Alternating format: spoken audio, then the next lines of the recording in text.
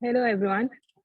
Welcome to webinar when 100 when 102 and sorry, it was a little mess today starting the webinar, but we are here and today we have Ved, Devayan and Maitri, and the session will be conducted mainly by Devayan and Maitri, who you met last time, but Devayan wasn't there, so he'll be here this time. And Ved, as you all know, he conducted the webinar last time, so he is also here in case you have any questions. And my name is Sukriti, and we are just going to dive into it. So Maitri is going to take over.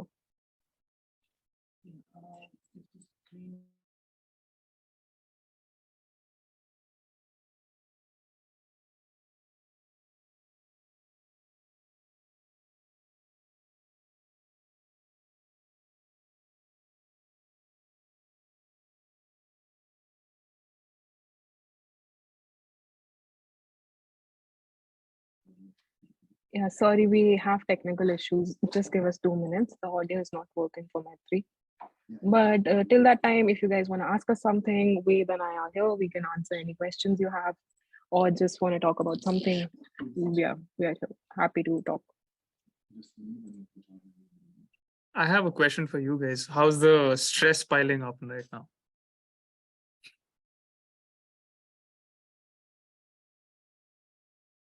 Like, please feel free to unmute yourself and answer this question. How's it going for you guys? Because I really want to know. The group has come alive in the last couple of days, so it's always nice to see that. But yeah, please don't be shy.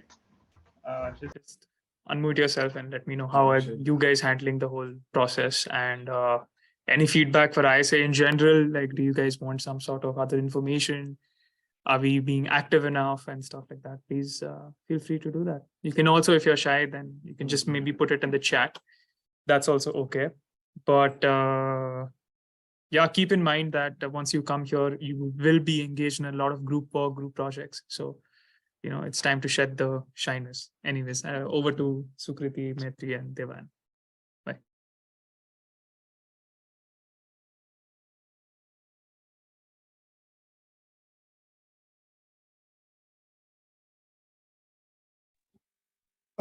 Hi.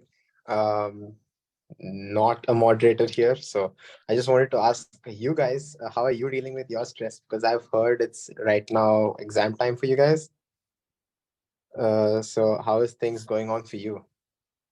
Okay, Pavan. I think we're still working on the audio with respect to Maitri, but just give me a sec, okay? Okay. Yeah, so some of us actually do have exams, and the reason that the alumni is conducting, and Sukriti, we are conducting the webinar is because we don't have exams. But it goes to show that it's a beautiful Saturday afternoon and we're sitting over here doing this. So we don't have any friends apart from ISA. Yeah, but yeah, I think, yes, the exam period can get quite stressful, definitely. And it depends from course to course. It depends from person to person, of course. I don't want to generalize. Some people can just breeze through.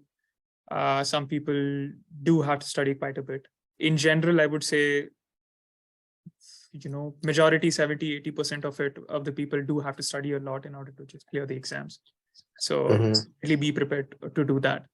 And I think it takes at least the first quarter to basically get used for the system that is. I was just talking to one of my juniors yesterday, and I realized that when you're in India, irrespective of whether you're a day scholar or let's say staying in the hostel, you have three things that are sorted for you. One is you don't have to worry about your food. You don't have to worry about, let's say, groceries and stuff like that. Number two is you can always rely on Indian professors to basically repeat questions or basically take stuff from the reference books. So you're never completely stumped when you look at the question paper. And the third one is basically the semester pattern. You have 6 months to basically clear 6 subjects, but these three things really come at you like a train when you join UTEP, and that makes it quite stressful. But I think after Q2, you get the hang of it, and people, just play on the front foot after that, if you're a cricket fan. But yeah, anything, we'll get to that. And I think the audio issue is now solved. And over to Maitri, Devan, and Sukriti. Hi guys, hopefully you can hear me right now. Sorry for all the issues, but thanks to Wade for introducing the floor. As we said, that it takes 2 3 quarters to kind of settle in and then start There working are of there are hiring questions, but somebody and you have other jobs. We really describe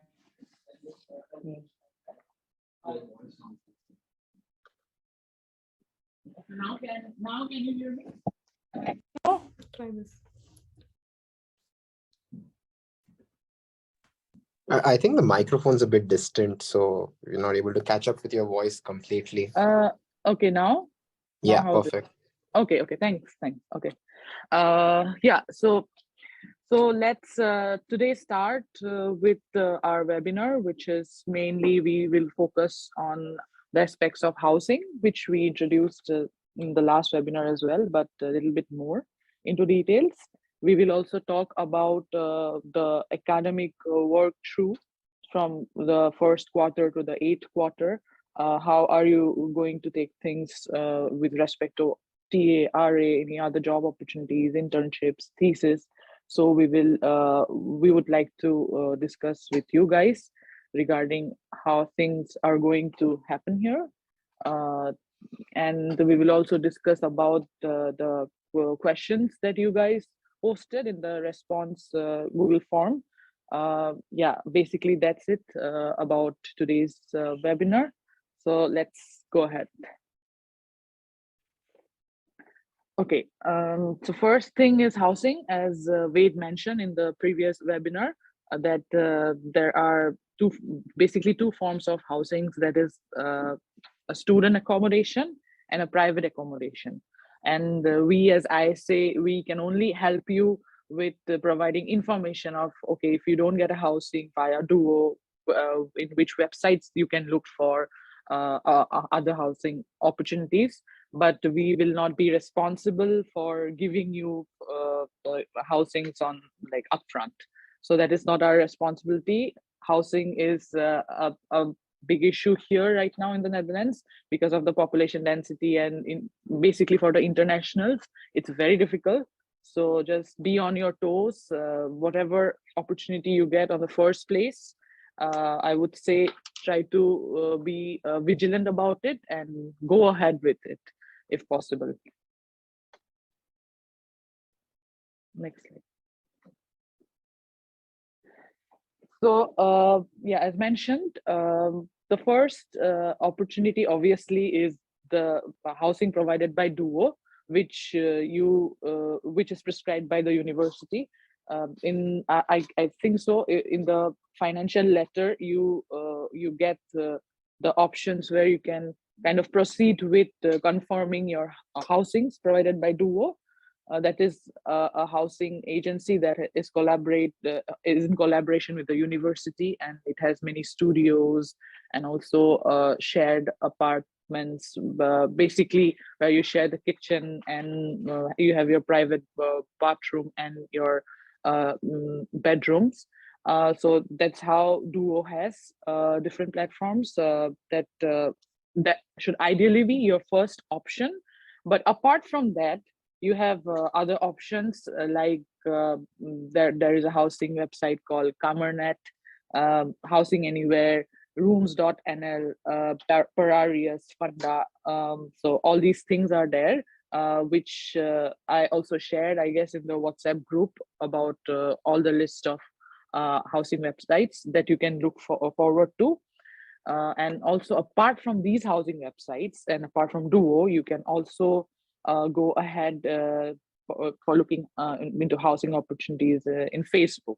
So Facebook has these housing pages like housing in Delft, apartments and room. There are like more than 2 or 3 Facebook pages where you can look for options where people actually advertise where they want to sublet their house, or someone is just leaving, someone graduated, and someone, if you have some person who can recommend you, that also works sometimes. Once again, we as ISA, we can only help you with finding out connections, but we cannot be responsible to provide you with housing. So yeah, that's on an overview level, first I would recommend that go ahead with the duo options. But if there is a delay in getting a confirmation, say for example it reaches May or something, then I also suggest you guys on the sites to keep looking ahead for other housing options also, and be aware of any kind of scams. Yeah, and these Excuse me. So I've been actually looking at Camernet. There was also this website called Hoor Zone and Hoor Portal. So I've actually been looking at the houses on both and Facebook as well. The issue right now is that most people I've contacted, they tell me to start looking for housing right now. But at the same time, a lot of the houses that I'm actually having to look at, not houses, rooms, they are only really available from rent, let's say from May or like June onwards, not really from August or September. So what do you think I should go for? Should I just confirm the flat outright? Because I also know that the rooms from Delft, they're actually on like not enough. From what I've heard, it's pretty hard, especially at this stage, because I only got my admit letter about 2 weeks ago, and I've been sort of getting the funds ready to send the fee. I'm not sure if I'll get the housing, so I'm also looking into alternatives. And so what do you think I should do? Should I just confirm the stuff that starts in May or June? Or should I actually wait out a bit and get something that starts out in August or something? Because most people are just telling me to start looking now, but I don't seem to understand the process. This is one of the scenarios which many other people also face. I do understand your concern that finding a house way early right now, like I mean, paying the amount right now can be risky at times, because you don't know whether, I mean, you are anyways coming in August. So why do we need to book it right now where you can actually wait for duo options as well? So yeah, maybe I can discuss with you about this in the Q&A section in more details, because yeah, right now let's proceed with the webinar and we'll get back to you on this. Yeah. Guys, there's a Q&A button that's screens. Can you please use it? And if you have any questions, maybe like, just type it out. And at the end of the webinar, we will once the slides are done, we'll take all the questions. Yeah, because I think that'll be much easier. And a lot of you have the same questions, so it'll be easier to cover. I hope that's okay, because we had already released a Google form way back, and you were asked to basically put all your questions over there. So please reserve your questions till the end, or if they cannot wait, please put them in the Q&A chat. Yeah, thank you.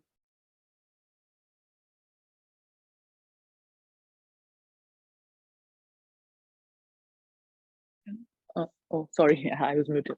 So that was mostly about the housing options that I wanted to discuss with you. The next slide.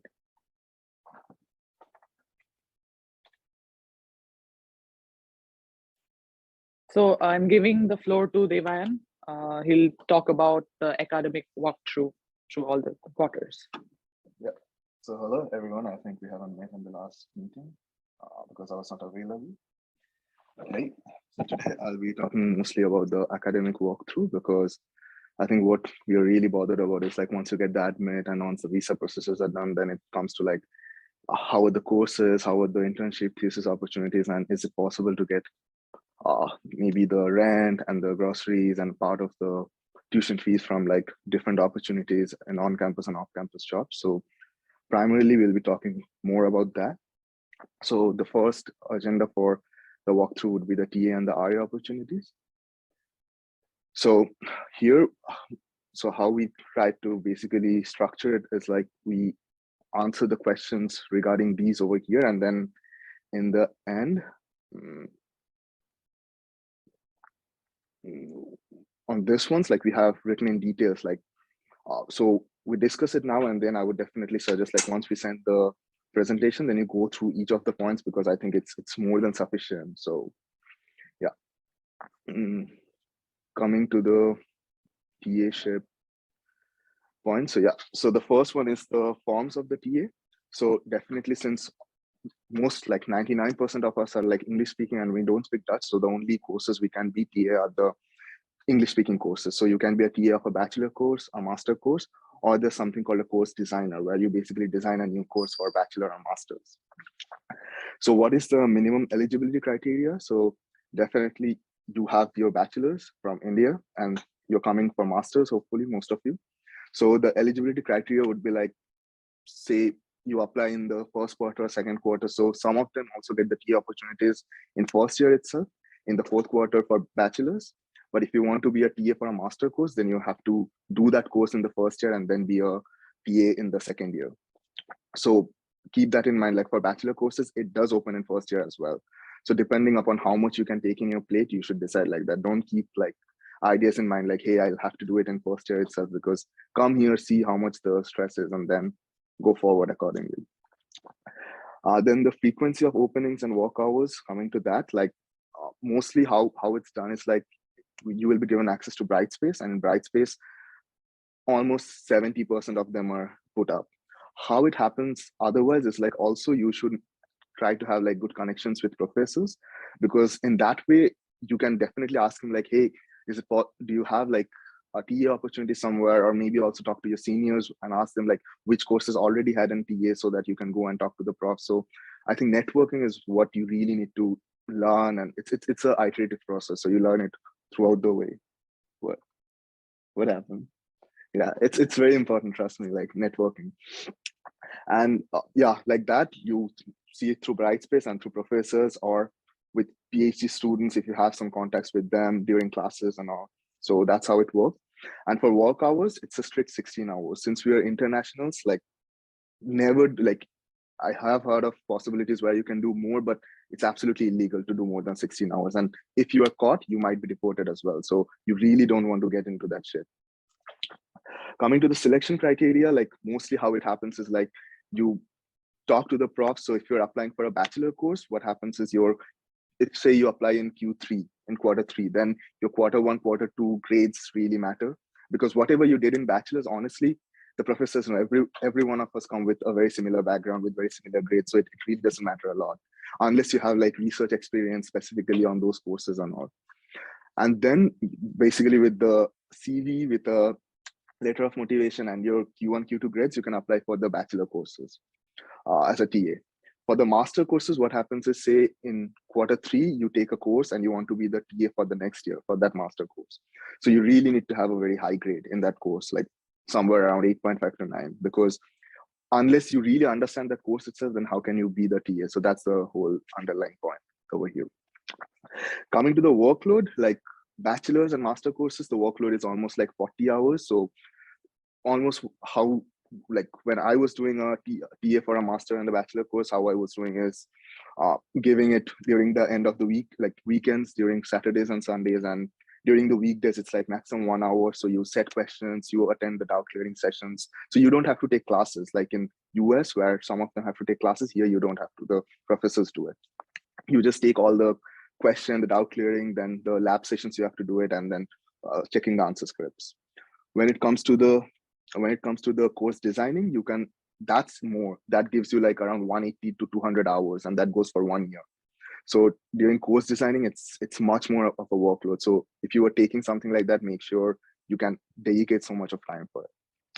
And coming to work permit, there's a FlexDelft website, so I'll not go into details, but in the appendix, it's like given in details, like how the work permit works, when you have to apply for it, and what are the perks that you get.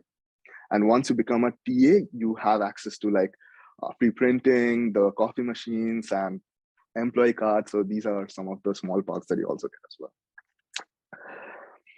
So yeah, if you had any question, just put it down in the chat, and yeah, we'll definitely address it in the end.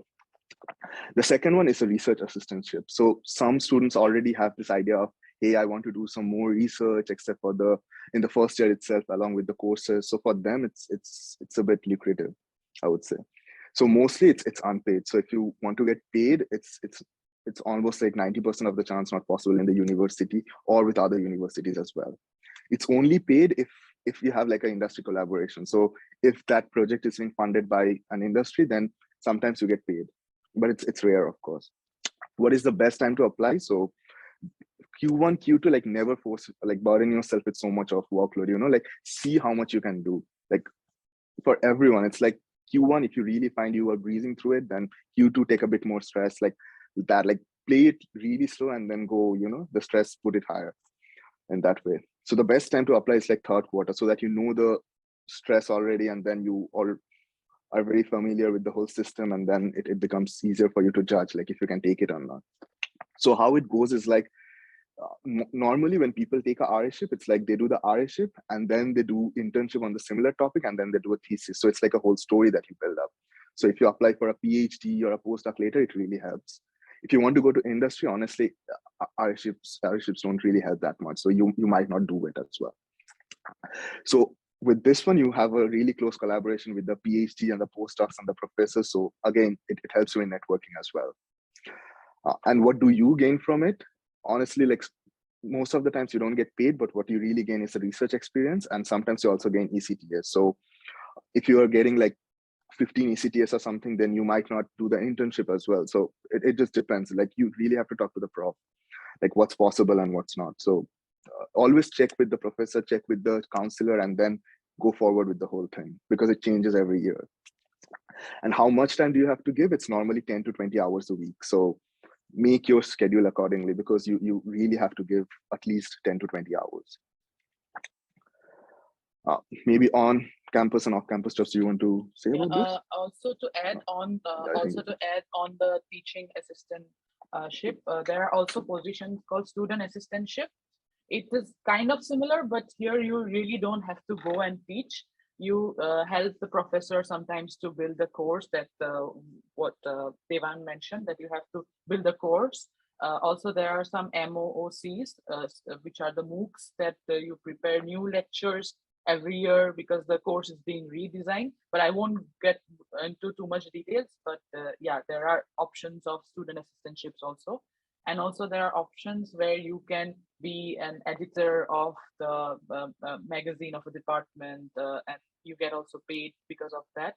That's a good point. Like MOOCs are really, they have a lower workload, I would say. I forgot to mention, but yeah, MOOCs are really a lower workload. Then it goes to like the TA ships for master courses, and then course designing is very heavy, because I honestly had it for 1 year, and honestly, like if you really, because there's no upper limit on the hours, so I did like almost 250 hours, and it's a lot of work, because you have to make the assignments by yourself. So you set the assignments for the next year, so you work with PhD students doing Python code, and then with different softwares you make exam papers, you make the master sheet for the exam papers, and it's a lot of work. So make sure if you take something like that, you really dedicate yourself into that as well. And one more opportunity for chemical engineering and civil engineering students as well, that you can also be lab assistants, which is also a form of student assistantship only, where you work with the master thesis student, and you kind of help them prepare their setup. And also you can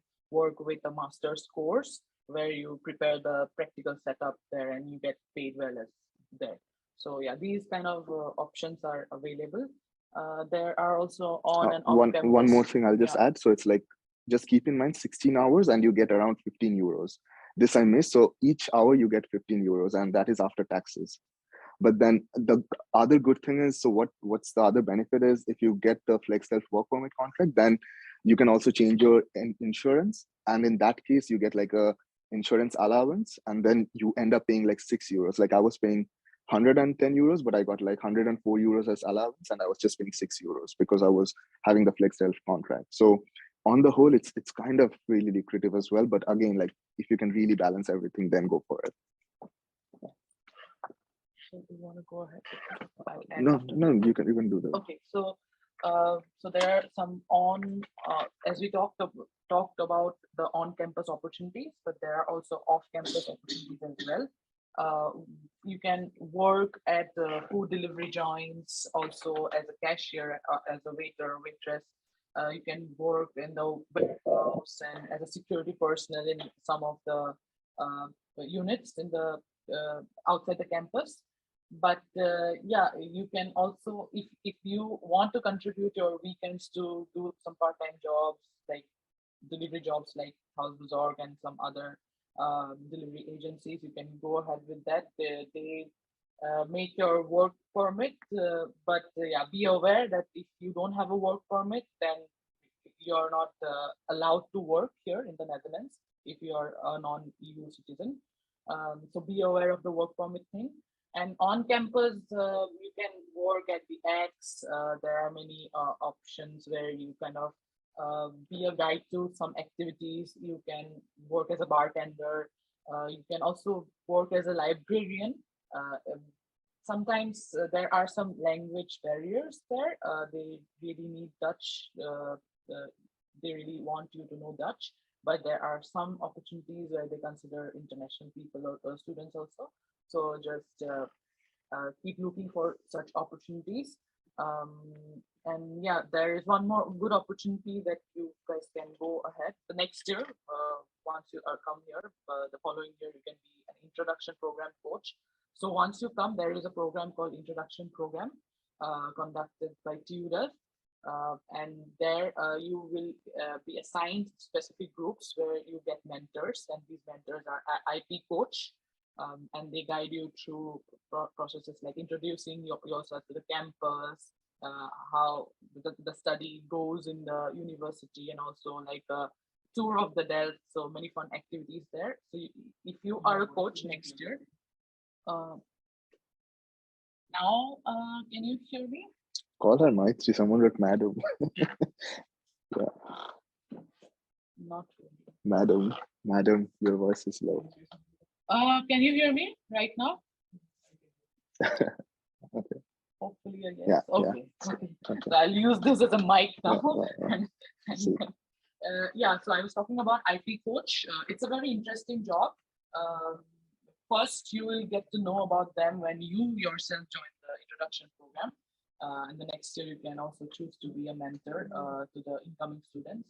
And yeah, they pay really well. Anything you do in the university, it's always paid well. Like he mentioned, 15 euros per hour. It's a good salary. It depends on department to department as well. Like EMCS Aero pay is really high, and then architecture pay is much lower. So it depends on departments as well. So yeah.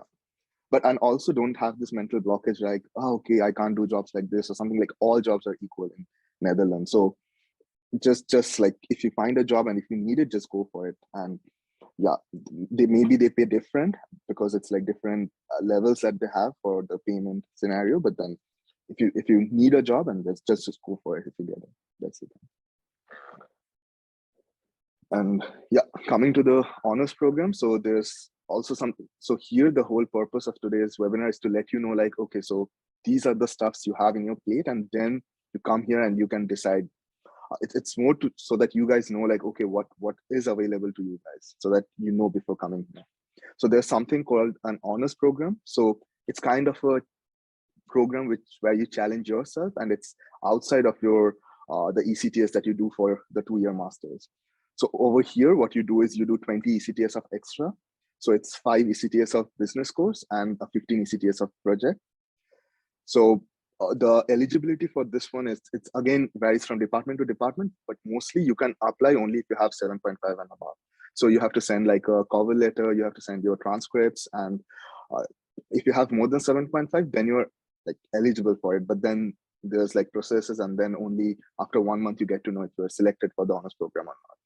And the deadline for application is normally Q2 end or Q3 beginning, something like that. But check with your department, check with your counselor, and be 100% sure about it. So also, like, some departments have students doing the honors program more than others. For example, like EMCS and Aero have lesser students, and architecture, ID have more students. Like even in my year, what I saw was those departments had much higher proportion than EMCS or Aero. It all depends, because some of the departments have like higher pressure already, so students really don't want to put themselves into more. So that's more of a thing. But all the programs are equally stressful, just to say, like, yeah. Because the thing is, some of them already have them incorporated in the way, like, okay, you have like 2 months of gap or something where you can do the program. So in that way, some departments have a greater proportion. That's the whole point. So the documents, as I said, you need is the motivation letter, the TUDEL transcripts, and in 1 or 2 months, the results are announced if you get it or not. And what do you need to finish the program? So basically, you do the 5 ECTS business course. So personally, I'm not a huge fan of a business course, but even then I really enjoyed the course because it was taught by professors from Harvard and US and Europe, and you really learn a lot. You do like case studies of different companies, and that's really, really nice. And for the 15 ECTS projects, it varies from department to department. Like for us, we could do it within our department, but for aerospace, you have to do it in a different department. So see accordingly what is needed from your department. But the catch is you have to finish your master's within 2 years, or else even if you do everything and you don't finish within 2 years, you don't get the honors. Because the whole point is, okay, so you're challenging yourself, but you can't complete within 2 years, then what's the challenge? So that's the whole point. And that's the limitation itself. Like you have to finish, okay, I think there's a, you can't do 2.5 years. Like in civil, civil, they allow. Yeah, exactly. 2.5, yeah, maybe. Yeah, one of my. I know, but but there are always exceptions, because someone might say like, for 5 months I went back home, I went through some problems, and it's always like those 1 or 2 exceptions, but 2 years is kind of the hard limit. And what are the parks? Like you get added to the honors community, and they organize like really good career counseling and then programs and all sorts of events which are really helpful. You have like people representing from different industries as well. And then the other thing is you get the honors, which is kind of like, if you like companies, I think 90% don't care, but 10% maybe, yeah, they care or something. But it's more about for yourself, and also if you want to go for PhD or those, it's really very helpful, because in honors program, the ultimate goal is to get a paper out of the 15 CTS project. So for a research perspective, it's good. If you don't want to do research, then maybe you can just ignore it as well. For dispute, and so there's another thing over here which is known as a dispute or study associations. So disputes are mostly like, so every department has like disputes, and even in some departments you have like different specializations, and every specialization as well has a dispute. So it varies from department to department, but by principle every department should have quite a number of disputes, and each like 10 disputes are being controlled by one study association, for example, which is the head. And the study associations are mostly from bachelor students who take like a year gap, but the dispute members are mostly like PhD and master students, and those are part-time. So the workload was almost like 5 hours per week. I think me, and also I think Ved, you also were part of the dispute, right? Yeah, so the workload is not that high. It's almost like 5 hours per week.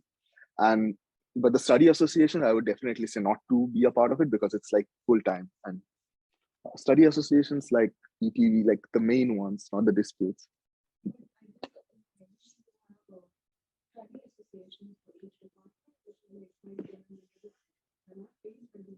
Yeah, exactly. But then you have the head one, which is controlling all of them, and those are like full-time. They also have part-times, but those are like, exactly. They have part-time, but it's very hectic.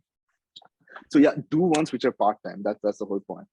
And do you earn from it? So 90% of the cases they don't pay you, but like in EMCS we got paid. So some of the departments pay you, but it's a very token amount. It's like you put your dedication for 1 year, so it's kind of a token we are giving it to you.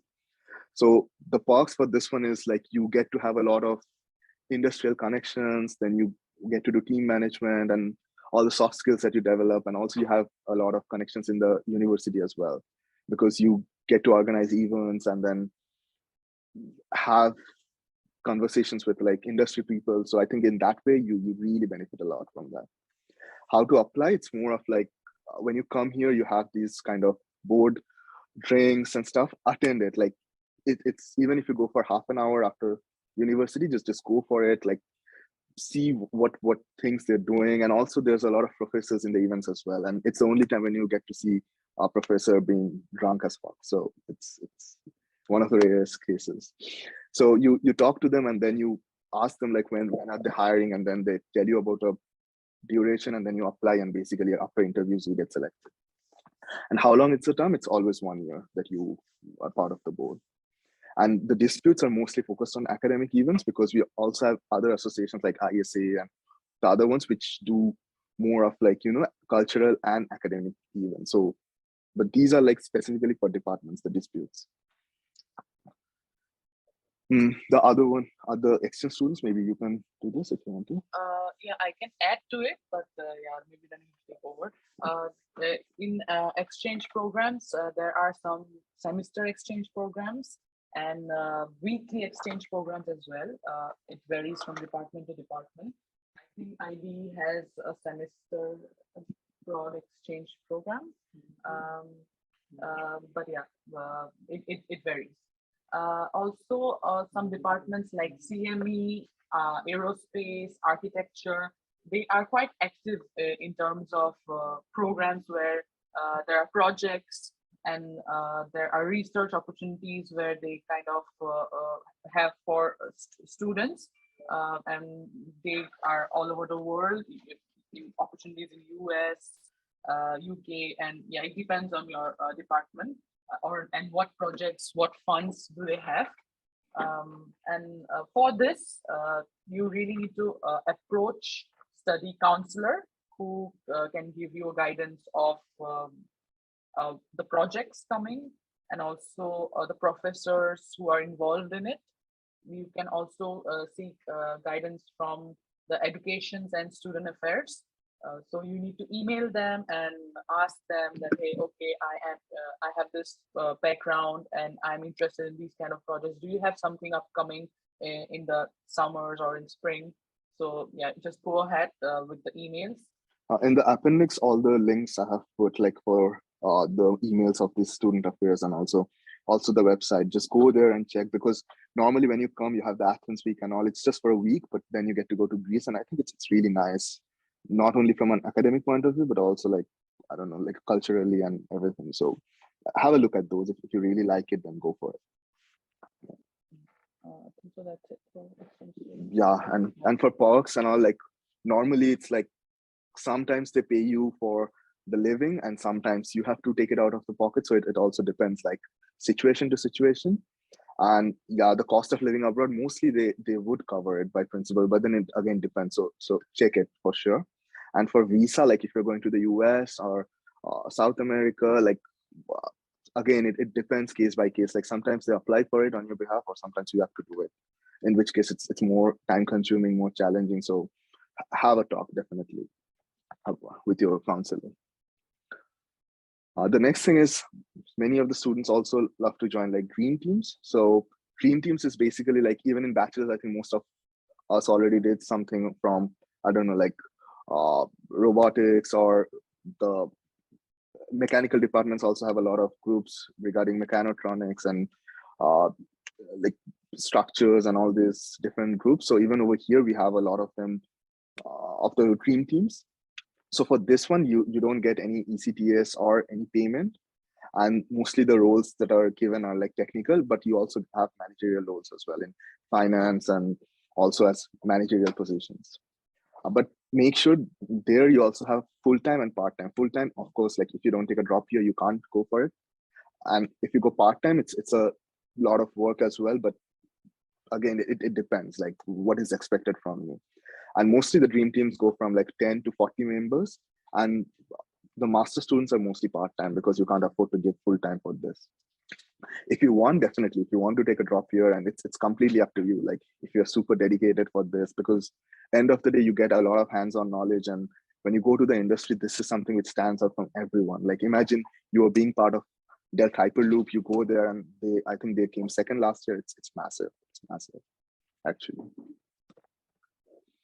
The other one is so these are most of the things which are optional, kind of like TA shape, R shape, honors program. Like you don't really have to do it, but then now comes more of a compulsory part. Like you do have to do an internship or a GIP, which is an alternative to the internship as well, or the joint interdisciplinary program.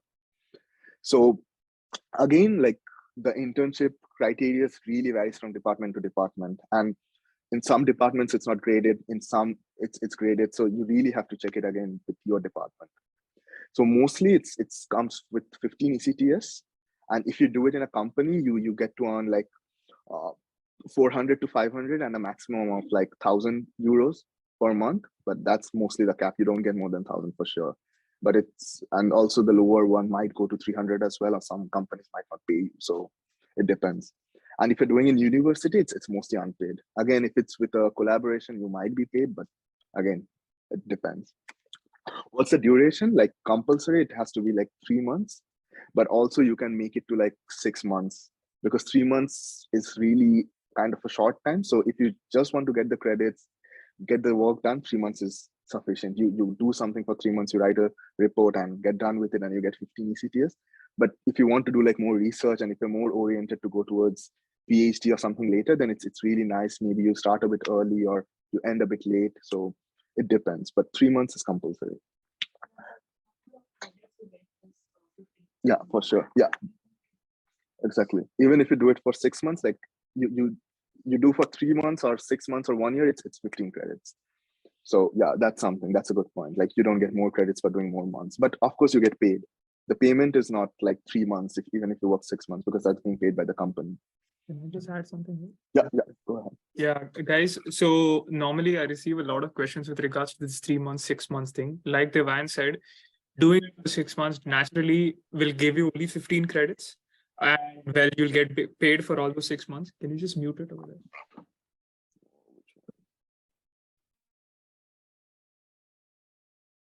Yeah. So you'll get paid for all those 6 months. You'll get 15 ECTS.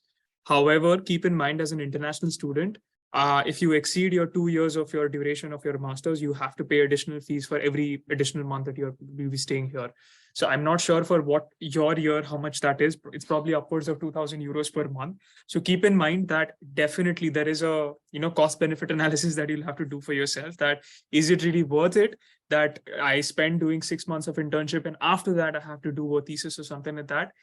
Yeah, it's definitely going to lead to an extension of your your thesis and your master's duration. And if this is something that you can handle with your personal funds, with your bank, or let's say with your parents or whatever, whoever is funding your studies, I think, yeah, go ahead with it. A lot of Dutch students would normally do it because, well, they pay almost 10 times less fees as compared to us. So definitely for them, it is easier to handle, 6 months worth of internship, or sometimes even like 1 whole year, they will take it off and just work with a student team. And that kind of, counts as an internship. But in your case, do think for yourself, what is something that you would prioritize? Yeah. And you could always go, if you want to do a thesis, you can always go work with a company. Most of the I think apart from chemical engineering, almost every other department basically allows you to do your thesis with a company. Yeah. So if this is a company experience is something that you're striving for or trying for, there will be opportunities. Don't feel that you're kind of missing out on something like that. Yeah. So just be careful. Just don't get carried away just because you're going to get like 700 euros or 800 euros maximum per month from your internship, because at the end, if you extend your thesis, you are going to pay like 2,000, more than 2,000 per month, just as tuition fees. Yeah. In addition to the living costs. Yeah. So don't be penny wise and pound foolish. I think it's a very valid point, because you really don't want to shell out like $2,000 just for getting 800, which is really interesting, and which you should definitely keep in mind as well. So like a suggestion, what I can give is like, so I also did it for I did it for 7 months. So I started in like end of third quarter. So it depends upon like what kind of projects you get as well. So I applied a bit early and I really found this very interesting project, which I really wanted to do. So I started in end of third quarter, and then I extended even during thesis. So I started the thesis, like, because the first part of the thesis is mostly like literature review and stuff. So I kind of coincided both of them. So I was finishing my internship and also I was doing the literature review. So in that case, you don't extend it, because it completely depends on you. If you get a project which you want to do, you can start a bit early and then coincide it with your thesis. But definitely, like, just extending your internship doesn't make any sense. Like putting extra months for it, because then your thesis gets delayed and it's a whole different scene altogether. Then yeah, and also for like internships, you can apply really anytime, and it's never too early. Some students ask like, hey, when should we apply? It's like you can apply from day one, actually. Like you can have a talk with the company, like, hey, what are you doing? And then you gradually build up a relation with the HR and with the, I don't know, the R&D or the engineer over there. And then gradually you say like, hey, I want to do an internship. So I think you can start anytime. And it's also never too late. Like I've seen people who just applied like a week before and then they had an interview and then they just got it. So it's never too early, it's never too late, but it's definitely better to be early, I would say, than to be late. For the JIP, do you want to do it? The JIP? I also don't know much about it, but yeah, I can start with it. There's joint. This JIP is nothing but joint interdisciplinary program. Faster. So I hope you guys can hear me right now. Okay. It's a joint interdisciplinary program. So some of the departments, they have this option. So either you do an internship, you do extra credit electives, or you go for additional graduation program, or you can also do joint interdisciplinary program. So JIP is basically a project kind of a thing where there are members from different faculties, like one maybe from civil, one from chemical, one from design. So you all form a group and try to deliver a project in 2 to 3 months duration of time. What are the perks of it? The perk is that usually I've heard from people that once you get selected for such programs, again, for this you have to apply. There is a period of application that's between April end to mid-May. If you apply during this period, then you have better chances of getting. No, I would say like, so all the applications comes in, so there's a deadline, and then by the deadline all the applications comes in, and then you give preferences, like this is my, so say you're from electrical, then you obviously give preference to electrical company over a aerospace company, right? So you give preferences 1, 2, and 3, and then accordingly it's like what happens is obviously there are like last year 200 students applied, so you might not get your preferred company as well. So that's a really con for this. And the second con is also like it's normally 2 to 3 months, which is really less, because it says 3 months, but overall you could just get like 2.5 to 3 months maximum. And also it's more of a team project. So if you want to do like research alone, you don't get to do it because you have your own tasks, and it's more of a team thing. And so it's basically interdisciplinary. You get to learn a lot. Perks of it is that you get graded in these, it's not a perk, I would say. yeah. Sometimes it is, because I mean, if you're lucky enough that you get a good project and you're doing really well at it, then your grades can shoot. But yeah, that again varies from project to project. But sometimes you're not paid as well. So yeah. So, and the limitation here is that you're not paid. Mostly you're not paid.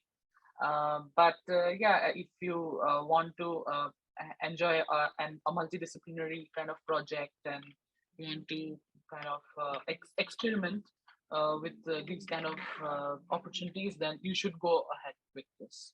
And there is a link that's available in the presentation that I will share later, so you can also look into it. Yeah. So and then we move to thesis. Yeah, so we're running short of time, so we'll do it really fast. But in the end, like we have written down everything in very much detail, so go through it again. So for the thesis, it again depends like from department to department. Like some of them want you for 9 months, some is like higher, and then some is for 6 months. So just clarify like what is it required in your department. So mostly let's take like 9 months is in most of the departments. So you do it for a 45 to 60 ECTS. Like in 60 ECTS, what happens is you do 45 of your work, and the 15 is in literature review. And then if you do it in a company, you get paid. So the perks of a company is like thesis is a longer time. So you get maybe a company laptop, company mobile, and then a business card for traveling. So these are some of the perks you might get when you work in a company. The payment again varies. You get from like 300 to 1,000. It's very similar to an internship as well. If you do it in the university, it's unpaid, unless it's like a collaboration, which is again a different thing. When to apply for it? Again, there's no specific hardbound rule, like you apply after the end of first year or something, whenever you want to apply. Honestly, like it's never too early. It applies to here as well. Yeah, exactly. And it's never too late, as I also said, and that's what it says. Like you can apply even in the at the end of the first quarter and get it. But it depends. Like maybe you might not get the company you want, or you might not get the project you want, because thesis is something you really want to do it in a very good way, because it's almost like 9 months, it's almost like a year thing, and you get graded for it. And also it's a basis of your masters. I think it's one of the most important phases of your masters as well. What some people also do is they do a combined internship thesis for 3 plus 9, 12 months, or a 1-year thing, and they normally do it in a company or maybe in university. So in that case, if you want to publish a paper or a patent or something, it's much more easier. Also, if you want to go to industry, it's absolutely not needed. It's more if you want to go to academia, then these are given much more priorities. How to approach for a thesis? Basically, for a thesis, what you need is a professor. And if you want to do it in a company, then you need the company, of course, and a supervisor from the company. So approach a professor, have a talk with him. like discuss your interests, discuss what kind of projects he's working on, then ask him if he knows about some companies. And it's in this way, iteratively, you learn from the professor and then also talk to the companies, and you make like a whole list, and then you start applying to all of them. That's how it goes. The outcome, it's mostly you get graded, and then after the end of the thesis, it's mostly the end of your master's, except for chemical, where you can exchange the thesis and the internship. So some people do thesis first and internship at the end. So but in most of the departments, it's actually it's not possible to interchange it though. So the thesis is definitely graded even if the internship is not. So in the thesis, you have the kickoff, where you basically discuss about like what you're required to do, some of the literature review you have done. Then you have the midterm, just to track your progress, how much you're going, because it's very easy to get diverted. And then you have the end term and the defense, where you basically have your supervisor, you have an external, and then if you're working at the company, you have the company externals, and then you have the whole group basically. So in that way, it's hectic. You have to give a lot of hours, but then if you really put your 100% into it, you get like a good outcome for the thesis. To add to it quickly, like sometimes when you do thesis in a university, in the university, some departments are strict with the kickoff that you need some minimum ECTS. So for example, in civil, they prescribe like minimum 65 ECTS, you should have to have a kickoff. But it again varies from professor to professor. So in some research teams, the professors are flexible that, okay, you can just start off with your thesis and get your credits alongside, and then we'll see after this. So make sure that you know the minimum criteria to officially start off your thesis. Also, in terms of approaching, sometimes approaching PhD supervisors also work because they have some projects and they are actively looking for master thesis students. So you can also look into it. I think let's go forward because we're short in time. I think this is the last one. Yeah. So coming to the last one, which is last but not the least, indeed the courses. So for the courses, you have compulsory courses and optional courses, depending upon which specialization you take. So definitely make sure like you don't miss out on the compulsory courses, because what happened was I had one of my juniors who just said like, hey, I missed out on the compulsory courses. So, and even if you do some other courses instead of it, it doesn't make any sense, because you really have to do it because those are compulsory if you want to be part of that specialization. So make sure you structure the whole thing properly before you decide on like what you want to do. A specialization. So, and specialization you can choose anytime, starting from first quarter to end of fourth quarter. You have the whole 1 year to decide what specialization you want to take. And there is flexibility of choosing any course. As long as you're doing the compulsory courses, you can really choose courses from other departments or faculties, and it's definitely up to you. It's not like US where you have to pay for taking extra courses. So you can also do like, instead of doing 60, you can do like 75, 80 as well if you want.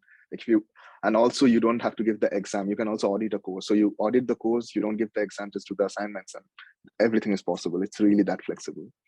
And failing is also completely normal. It's not like no one's going to ask you like, hey, did you pass or this? Like it's up to you. You get 2 receipts in 1 year, and you can also repeat it the next year. So by principle, you should be able to clear it in 4 attempts. One thing to say is like, you really need to have 30 ECTS at the end of 1 year, or you stand the problem of deportation. It's like, if you don't, as an international, if you don't do 30 credits in 1 year, then you really face legal issues. So make sure you abide by that. You need a 6 out of 10 to pass. It's okay if you don't get what you want, or if you don't pass, you always have more attempts. So yeah, but again, the stress increases if you have more courses to attend in the next quarter along with the original ones. So because we already discussed about the honors program and stuff, so it's like, just to give you the idea, so if you have like 8+ in courses and 9+ in thesis, you get like this term as cum laude, which is something very specific to the Netherlands, and it shows like, yeah, you showed your dedication and stuff, but honestly 90% of the industries don't care about it. It's only for, again, research, and maybe a handful of companies really care about it. And if you have honors program along with that, so you get cum laude plus honors, which is kind of again, it's just like terms. It really doesn't matter, like, or show how much you have learned. Again, grades really don't matter for the industries. Like, as long as you have like a decent GPA, it really doesn't matter if you have a very high or a very low one. Like, And grades are only prioritized if you're going for PhD or research. Definitely, if you're going for research positions after this, it really matters. Like, I'm not gonna lie if I say like, yeah, a 6 would do if you go for a PhD. They wouldn't take you for sure. And definitely, like, no matter what seniors say, just know like it is possible to graduate within 2 years, and what works for me or what works for her or anyone like might not work for you. So be there, see how it's done, and then decide for yourself. Like, don't come with preconceived notions, you know. And I think that's it for it. The last part was pretty quick, but I'm sorry because of the time, and we can go for the Q&A.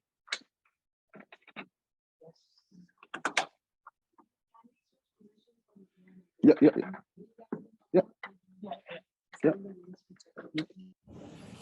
Maybe they can unmute and say as well, because reading, I don't know. The document is.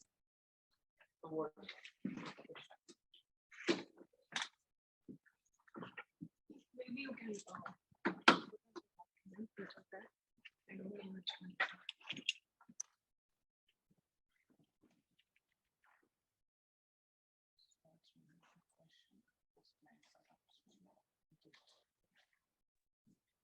Maitri, there's a document. Yeah, she's. Okay. You sit here now, get a chair. Yeah, I'll. Okay. I'll just answer these questions. Okay, guys, there's a question, and I think this does not really, I mean, does not restrict itself to systems and control. Is it really necessary to complete masters in 2 years? From what I've heard, it's very difficult to complete systems and control masters in 2 years, but I didn't know about paying an extra 2K euros for extra months. Yes, and that is exactly why I felt it was necessary that you guys are aware that this is how the system is, right? So it's not rhetorically, technically it's not necessary to complete it in 2 years. It would be nice if you finish it in 2 years, but it does not mean that you've ruined anything or you're bad at what you do or something. There can be so many reasons for why you could not have finished it in 2 years. Maybe let's say if you have an experimental thesis, maybe stuff did not arrive on time, irrespective of what your planning was. Maybe the machine broke down that you were working on and it took ages to finish that. Maybe when you were working on a simulation based thing, it took time to get access to the cluster, and so many things can happen which can delay your thesis or can delay your masters. Is it ideal? No, it's not ideal. Is it preferred? Nobody likes doing that. I think everyone just wants to be done within 2 years. But yeah, I mean, it is what it is. You will have to pay, let's say, extra additional fees for every month that you pile on. So if you start in September 2023, you are expected to graduate, let's say, by 31st of August 2025. Yeah. So for every additional month after that, you will have to pay 1 month of fees. Okay. So please do take that seriously. When you do come to the Netherlands, do not take it lightly. I'm pretty sure you guys might see stuff on Instagram of how, let's say, your colleagues are probably in the US and chilling and doing this and doing that. Yeah, don't get carried away by that. Focus on your studies, do it well properly. And I think Devan and Maitri will also say the same thing. Do it well, because it's only probably the one time that you will get in your life to basically do it well. Yeah. So focus hard, and I'm pretty sure that, it'll be possible to finish it in 2 years. Yeah. And to be honest, most Indians, I would say, do finish it in 2 years. And if not, maybe just like 1 or 2 months here and there. Then again, I know it's a very daunting thing to think about, like the 1 or 2 additional months that you'll be paying. But let's say if you're going from an average thesis to a very good thesis in the period of 1 or 2 months, because normally the learnings that you get in your thesis are exponential towards the end of the period, I feel it's worth it, because you will actually have something to talk about very nicely when you go for an interview with a company. Yeah. So when you start earning, you will probably make up the tuition fees within a month, what you paid the additional amount of money, right? So think about it in that perspective. I know it's very difficult to, just put your head around it, but I feel it's very important that you know about it right now. So I think we're going to jump into the Q&A now. Maitri is going to take over. I hope I answer this question, anonymous participant. Yeah, can you guys hear me now? Okay.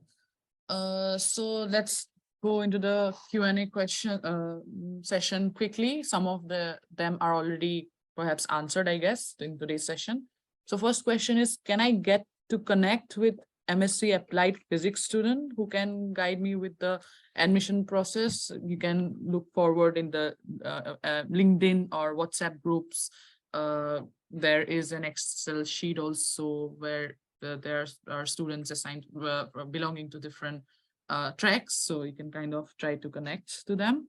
Next question. I have opted for housing option provided by TU Delft. I wanted to have a better perspective of various pros and cons of various housing system.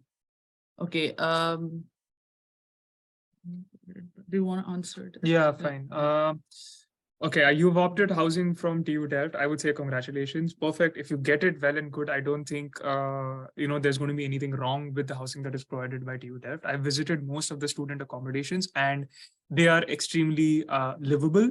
Obviously, the space that is available to you completely depends upon which housing you have. The distance from the university, I would say maximum for most student housing is 15 minutes cycling. Yeah. So get used to cycling, get used to maybe a bit of physical exertion because it will make you healthy. Pros and cons of various housing system. I think this is a very wide topic and you can probably discuss this with your friends once you come over here and say like, is Profes better or is Rotterdam's Weg better or is Manhattan better? This is not something that I would say I'll be able to there's no objective answer to this. Naturally, I would say the only objective thing that is there is the closer you are to the university, well, the less hassle it is, right?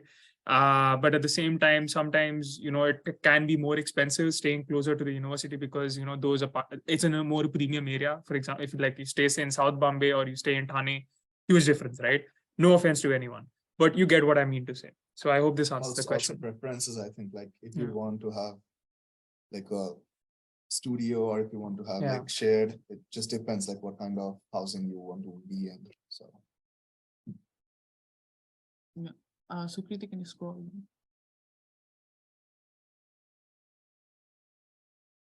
Yeah, so let's go to question 27. 26. 27. Yeah, 27. Yeah. How and when to pay the MVV visa fees? So TU Delft collects fees on behalf of you to apply for the visa, and the process is initiated after the payment of fees. So within few weeks of time, you will be receiving an email with the relevant list of documents to be filled in for the visa application. So make sure you are properly communicating with the contact center email. TU Delft will also initiate the second phase of visa application after receiving the documents through email. From this point onwards, it can take another 4 weeks before which one can book an appointment at the consulate general or embassy. I guess this question was also there in the WhatsApp chat 2 days before. Hope that answers. Could you guys share a list of what to carry to Netherlands? So this is a topic that we would also want to cover in the upcoming webinars as what living in the Netherlands, what are the requirements so PDF will share. A detailed PDF we will share things like maybe you need to bring a pressure cooker or masala or anything it can be. So we will provide you the details in upcoming webinar. Next question. Do we get any assistance from the university or professors to land internships? I guess most of it is already covered. Scroll. Yeah, after finishing the master's, how does the visa and residence permit part work? Well, I think we'll cover it in the next one. After masters, we'll cover it in. Also probably we'll share this document so that you get more details into some of the questions. Usually, when does the lease start and end for a 2-year program? Is it possible to extend our lease even after the program ends? So by lease, it's the tuition fees. No. The lease, I think it's the duo, the housing, student housing. Okay. So yeah, do you guys want to? Yeah, fine, sure. So if you're staying in duo, your lease is for 2 years. That is the duration of your official duration of your course.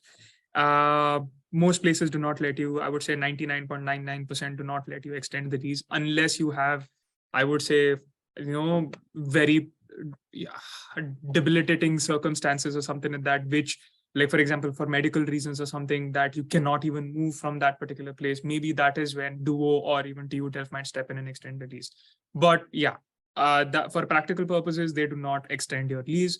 After the end of the 2 years, you will have to find housing for yourself within Delft or Hague, Rotterdam, wherever it is possible. So If you take it from an external agency, then it's possible to extend it. Yeah. Duo, no.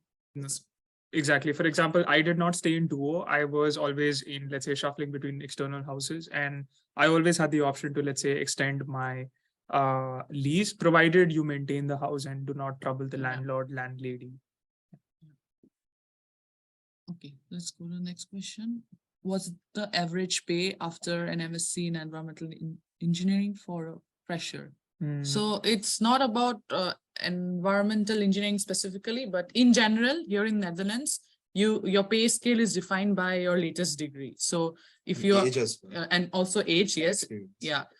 So if you have like a master's and also work experience back in India, so you will get paid a bit more than just a normal master's student. So in typical, it's in the range of 2,700 euros to 4,500 euros gross per month. That's the typical one, but it varies again with the experience. And in the next one, we'll discuss about like life after a master's, like the opportunities and all of this. So be sure we'll cover all these points in details. Yeah. The next question, a little insight into what can be expected from the new aerospace placement program procedure. Examples of questions or topics for the essay. Okay, so you can get the latest information from your track or study mentors regarding this when you arrive in the Netherlands. I think so that's the best way to go with. You can also approach course coordinators for details. So yeah, they will know like the latest update, because sometimes alumni also will not know what's the latest thing happening in the course. So course coordinators are important to keep in contact with. The next question, if we do our thesis with a research group in TU Delft only, is there a stipend for the period? We discussed. So yeah. if you do it with the university under professors, you normally don't. But if it's with a collaboration with a company, and then if they have surplus funds, which most of the times they don't do, even if they have, then you get paid. Like, but it's very rare that when you're doing a thesis within TU Delft that you get paid. But possible, definitely, if it's with the industry. Next question, what is the class strength in general and also for MSc EE, if you are aware of that? And also, what is the demographic distribution of students in the classes?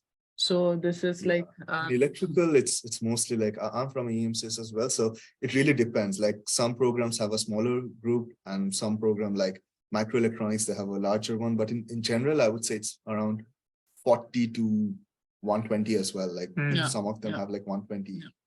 So some of them are like predominantly Dutch dominant, and some of them have a large number of internationals. Like microelectronics has a lot of Indians and Chinese. So it depends, but for sure, yeah, like as it's written as well, like be open-minded and be friends with everyone. Like when you have group projects, try to do with different internationals. And yeah, it's just one more thing over there. Maybe like your class size will also progressively start decreasing as you go more and more into your specialization, because people will really branch out into different electives. So sometimes you might even just end up in a class with just 10 people. So that's all. Next question, if I'm on a full scholarship, would it also cover the month of August if I come for the IP? So if it's an academic scholarship, then you only get paid during the academic period, nothing more than that, nothing less than that. So be sure of that. Next question, how much of exploring Europe can I manage with my master's? Also, what kind of visa will we be granted? Would it cover most of the countries? So it is again a very generic question and depends from course to course, person to person, how well you're handling your courses. You will also have thesis and internship opportunities. Maybe sometimes in other universities, then maybe you can couple it up with the holiday you want to do with it. There are summer breaks and winter breaks. So you can go. Yeah. So yeah, we suggest we suggest that the first 2 quarters you should kind of try to get used to the system and think of other activities of traveling later on. But yeah, that's up to you. Regarding the RP, you can travel to all the EU countries with the RP you get. Yeah. Not UK. Yeah, someone Not asked me UK. about UK. For UK, Okay. you have to apply for it, and then it's like a month or something for it to come. So yeah. Okay. Next question, what stuff you recommend bringing from India versus buying in Delft only? We'll have another session for it. How do the responses on room.nl work? If I'm ranked 120 or 100, what does the 100 mean? So you should check out the website for more details or maybe email them, but usually it's the waiting list or the position where you are waiting for the housing. I think so. Yeah, That's it's mostly a first come, first serve basis, but then some of the housing, like I think, what was the housing just opposite to you? Holland. So Holland to stay. Holland to stay. Like Holland to stay has like this lottery system where It's they very take all of them, and then it just depends. Because when I came here in November last year, I also applied over there, and in the lottery my name came out. But it's just luck. So yeah, I canceled it, but then someone else got it. So it just depends. Like, yeah. Okay, so when to apply for the health insurance? That's definitely before arriving to NL. You really need to have an insurance. Also on the group I read, I don't know if it was a current master student or an incoming student who said this, but they said it is not necessary to have insurance. That is absolutely false information. It is illegal to stay in the Netherlands without insurance. All right. So if anyone tells you that, please tell them to, that's wrong information. Basically, you need to have student information. I mean, student insurance over here. Most of the students end up taking, let's say, the one that is recommended by the university. Some people do also opt for, let's say, Indian insurance providers, but I think I've already specified this in the last one. It's up to you. Do you want to take that gamble? If something goes wrong and you end up going to the hospital or whatever, and if the Indian insurance providers, which are extremely notorious to say that, okay, no, we don't cover this, and then you are absolutely, fucked, right? So I would recommend taking the personal recommendation, not from ISA. Personal recommendation, again, would be to take the one from TU Delft or whatever the company is offering. That's the thing. Yeah, the next question. Do we need to make a deposit once we finalize the duo housing, right? How much would that be? How would the deposit work for full scholarship students out of own pocket? Yes, should be mentioned on the duo website, or while submitting the confirmation for a duo housing, you will know the amount and that you really need to deposit in order to confirm. For full scholarship students, you get somewhere around. I think it's 2 months plus 1 month, so 3 months you have to pay. The 2 months in the beginning and the 1 month at the end. Yes. So like just keep whenever you select the housing, just be prepared to you have those funds to basically make that deposit payment, because sometimes they can be lax and give you a month to make that deposit payment, but sometimes within, let's say, 3-4 days it'll be like, okay, please make the payment. So please just be prepared. So if you know what the average rent is, like let's say 400-450 times 3, have those funds ready with you to basically make an international payment. And for full scholarship students, you get around 900 euros per month. Again, the academic scholarship that you get. And with that, you can pay your rent, and also a part of your living expense can also be covered in that. Yeah. And these 900 euros might, it might be the old one, the figure. This might be, I mean, they might have updated it, and you might get more than 1,000 euros also now, considering the inflation and everything right now. So this might be an outdated figure, but definitely you can cover your living expenses and your rent. For sure. And it also depends like what kind of scholarship you got. If it's like a JNL or just department scholarships are lower than the other ones, so it depends what scholarship. Yeah. So next question, could you demonstrate the proper bicycle? Okay. We'll discuss about it later. Like, yes, we can discuss. ISA will have, like, Sukriti will have a whole demonstration where she shows you how to lock the bike. So the next question. Again, you scroll. Consider the following scenario. I get an internship. I guess this is also covered by the duration the provide is. This is the Airbus question. I've already answered this. Yeah, this one we already answered. Okay. Yeah. The next question. Wait, say I get into the 1 year thing, will the university accommodate this? Yeah, the university will not have any problem to, like, let you complete your internship. But the only problem is basically you will get only 15 ECTS even for that 1 year thing.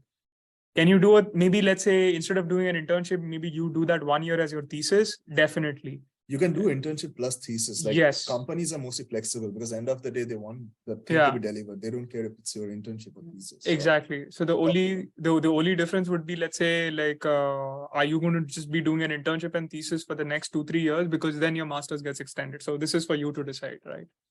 Yeah.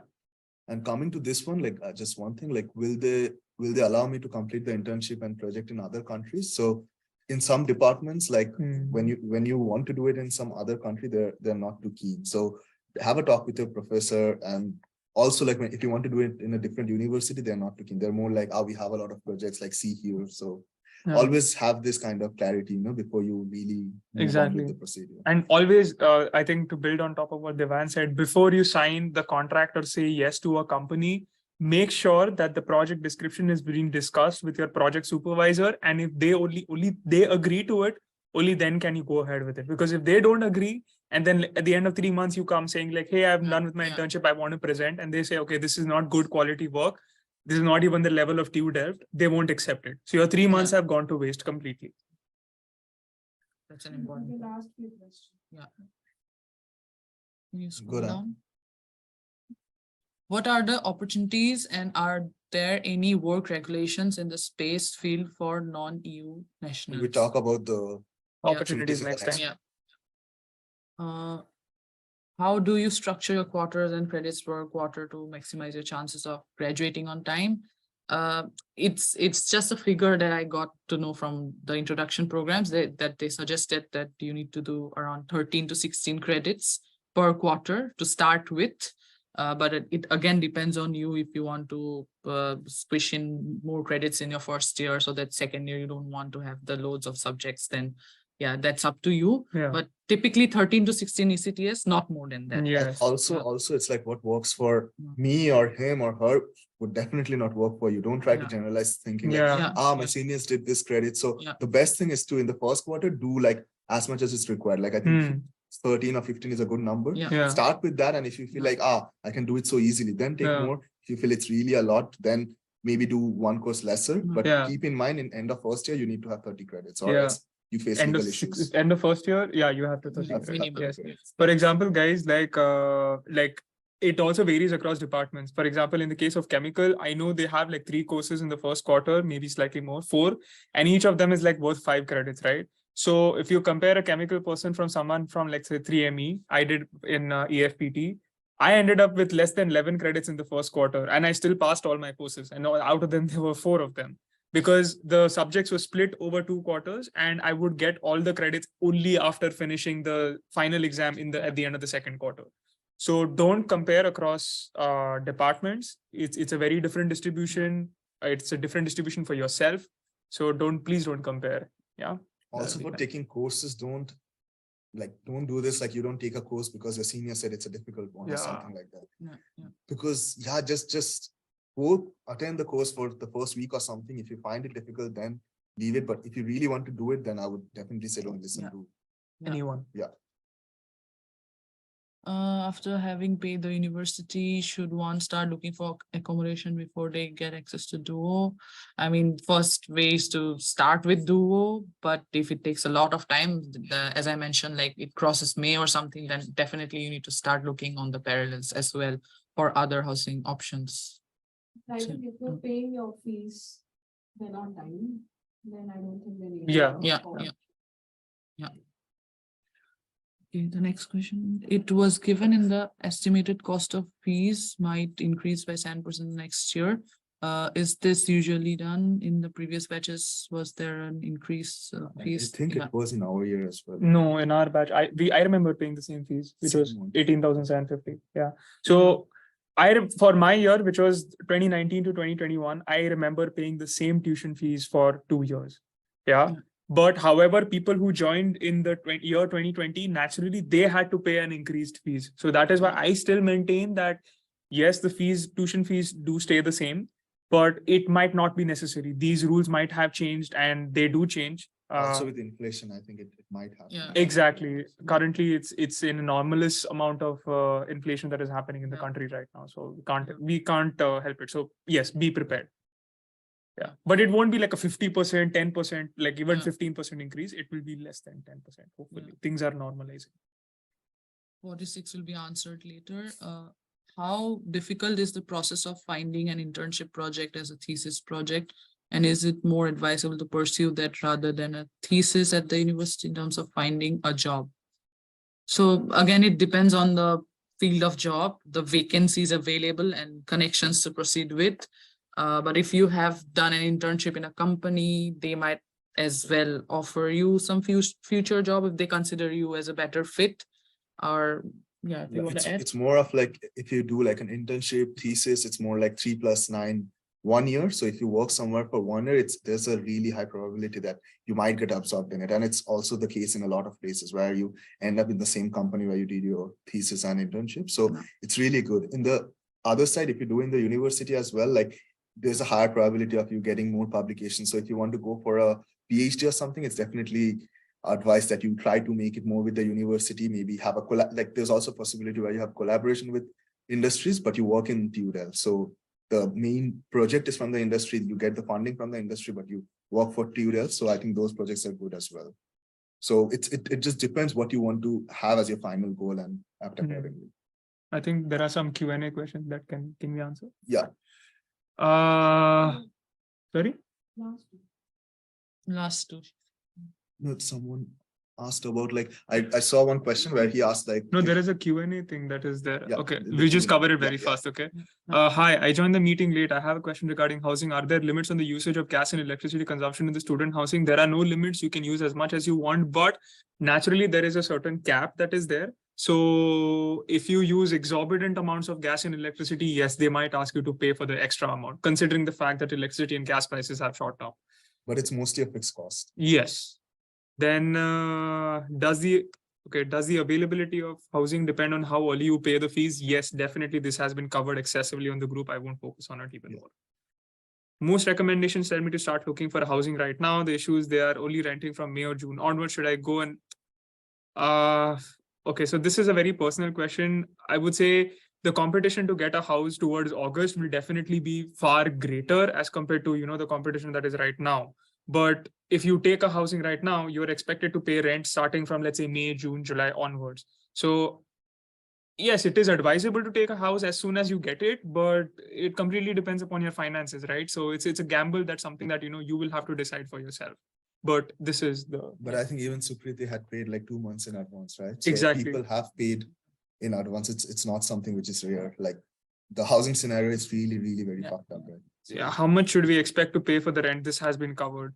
If I choose to do a PhD following my master's, can I expect a stipend? Okay, this is a good question.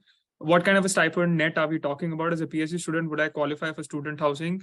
Duo might give you student housing if you haven't lived in the Netherlands and you are coming straight away for a PhD over here. And that too, they will give you only for 6 months. So as a PhD, do not expect student housing. You will have to search for housing by yourself. What do you get? In the first year, I think so it is around 2,200 to 2,400. And then the year after that, after you finish, your project gets extended, saying there's something what is a go, no go meeting, which says that, okay, do you continue your project or no? So if you get the go ahead, then there is a significant bump, and I think it goes to around 2,700 or something like that. So these are the net gross. No, this is the net amount that you get. 2,700 in hand. Yeah. In hand. Can you give like a cutoff date for the do? Okay, this is a very tricky question, but I would say the last week of April. I will not say mid-May because every year this has been coming forward. So I will not say mid-May. First week latest, I think not more. Yes, definitely. Then when do we have to select the housing? Where can I check the types of housing available? Asking for uni housing. You can probably check out on YouTube as well as Google. There are a lot of blogs, a lot of YouTube students have done this. Like, what are the different types of housing that is available? And yeah, when do we have to select? Probably the portal is going to open in mid-May. And the way that you're going to get access to the portal is in the sequence that basically you guys have paid fees. So they will group a bunch of students that paid from, let's say, 10th of March to 15th of March. You guys will get access. Next, the bunch will be 15th of March to 20th of March, and so on and so forth.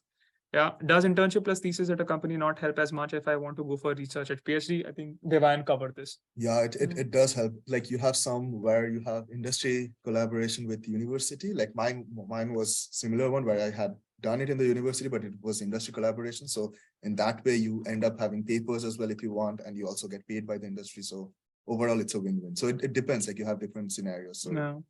Which airline offers ticket at reasonable price to Rotterdam from India?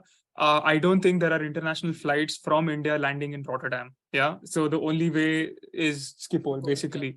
Which airline offers a reasonable ticket? I would say depends on what you would consider reasonable. Skyscanner, like just go to Skyscanner and find it yourself. It's not a straightforward question. Exactly. But I would say more than going for extremely shady airlines or extremely cheap airlines, go for something that is reliable.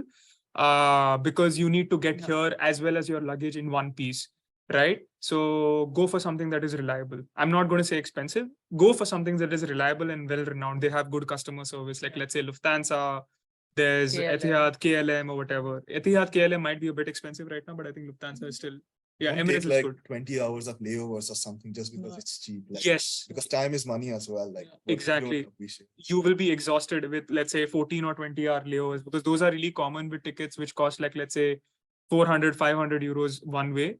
But I would say don't do that. Like, you want to get here in one piece. On the same day, you would want to set up your stuff over here and, get access to your room and everything.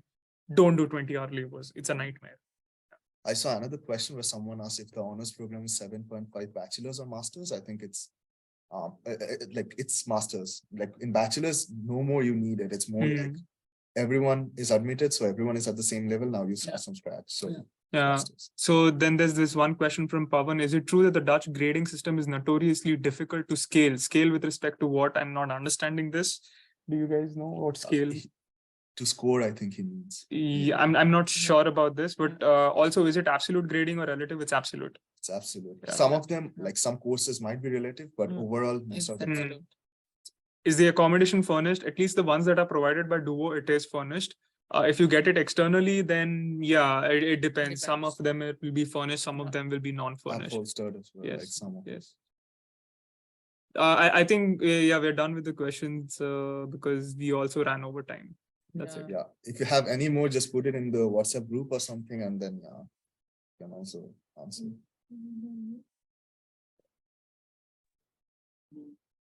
Sorry, I just had to close the webinar, so I had to ask them to go on mute. But as Devayan said, if you have any other questions, just put it on WhatsApp, and we will be announcing the next webinar date on WhatsApp and Instagram. I have shared the link for the WhatsApp group on the chat, so you can join the WhatsApp group from there. Instagram, I couldn't copy paste the link, so sorry, but it's ISA Delft, and you can just search it and you will be able to find it. And yes, thank you for joining.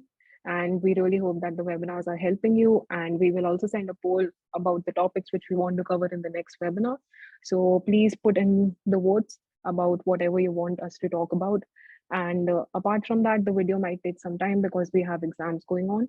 But yes, I think we are here. And if you have any. Yeah, and also like we do understand that today's webinar might be a little bit overwhelming with all the information given to you about internships, about a thesis and all of that. But we just gave you all this information today so that it helps you choose between universities if you're still confused about it. So TUD has these options which you can exploit. So that is why we wanted to cover all of it really quickly today so that you can make your choice really soon. And the things about like opportunities after masters and all, we will be covering that. But in upcoming webinars, we will be focusing more on the process of you coming here and then talking about these topics also slightly. But yes, that's about it for today, guys. Thank you so much for joining. Bye-bye.